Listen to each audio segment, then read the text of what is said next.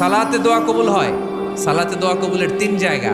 একটা হচ্ছে তাকবীরে তাহরিমার পরে আমরা সানা পড়ি না, আমরা তো একটা পড়ি, আল্লাহর হাবিব সুন্নাহ এবং নফল নামাজে আরো পড়তেন সানা, ওই দোয়া কবুল হয়। দুই নম্বর জায়গা সালাতে সেজদায় পড়ে দোয়া করলে কবুল হয়।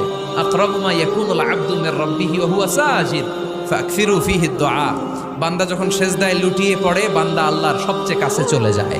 তা কিন্তু বিশ্বনবী বলে সেজদাটা তোমার রবের কুদরতি পায়ের উপরে পড়েছে। সেজদায় পড়ে দোয়া করেন। সালাম ফিরানোর আগে বিশ্বনবী দোয়া করতেন, লা ইউসাল্লিমান্না আহাদুকুম হাত্তা ইয়াতাআওয়াযা মিন আরবা'a।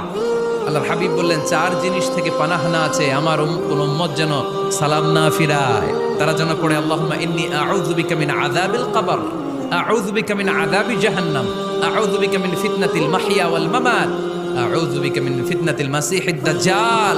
আল্লাহ কবরের আযাব থেকে বাঁচাও, আল্লাহ জাহান্নামের আগুন থেকে বাঁচাও, আল্লাহ জীবন